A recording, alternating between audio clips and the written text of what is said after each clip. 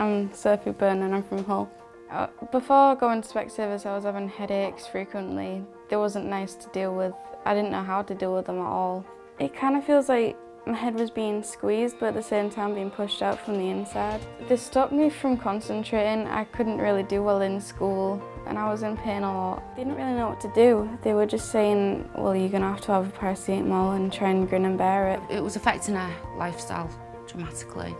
She was sleeping, crying, in pain all the time. It was something that you don't want to see as a parent. She was just not a bubbly self that she was.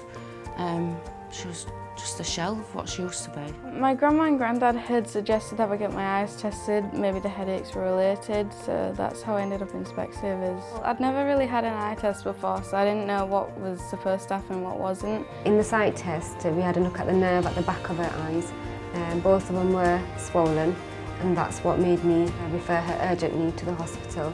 So I did call the hospital and speak to the nurse triage that was available. Told her what I'm seeing, put everything in a letter and faxed it across, and they called Sophie and arranged an appointment for her to be seen straight away at the hospital.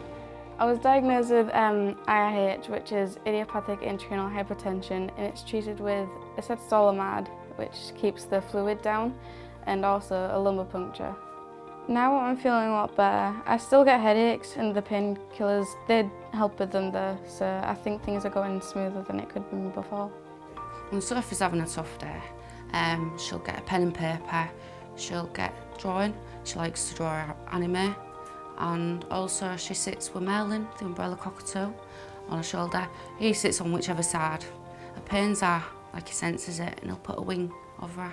Sophie's grandparents did call us, and they've kept us up to date with her treatment and follow-ups and let us know about the progress, and she's doing really well. If Sophie didn't go to Specsavers, she could have ended up blind. She'd already lost some of her eyesight, but because Specsavers acted so fast, they've saved the rest of her eyesight.